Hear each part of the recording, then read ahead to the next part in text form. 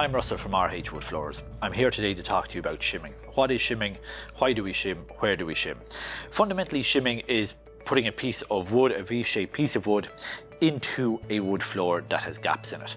So any of the homes built in Ireland in the 16th, 17th, 18th, early 19th century were all done with red deal.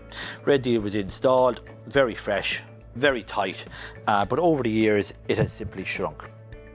It shrinks due to drying out. The more you put on your rads, the more it shrinks and so on. So you have floors with gapping in them.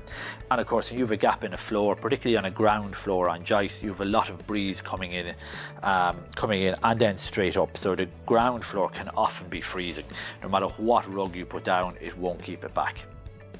But these are very cool floors. I mean, really cool floors. So they're 200-300 years old, full of, old rusty nail holes, full of little bits of woodworm in them, different stains throughout, different streaks. They're here before we were, they'll be here after we are. Very, very cool floor, but very drafty and uncomfortable. So simply what we do is we machine down boards. We're all the time trying to find old boards. We machine them down to V-shaped wedges and we glue the wedges in.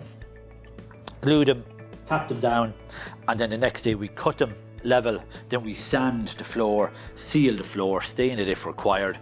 So you're still keeping the old floor that was put in when your house was built, all in character with the old red bricks, the Georgians, Edwardians. It's very, very cool. But you don't have the draft, which is great, because some of the drafts in winter, it just blows straight in from the street, under your floor, through your jice and straight up. So it's a modern way of keeping the floor. Again, you must do it with reclaimed timber. Glue it in, sand it, seal it, stain it. Modern living with an old floor. Thank you for watching RH Wood Floors.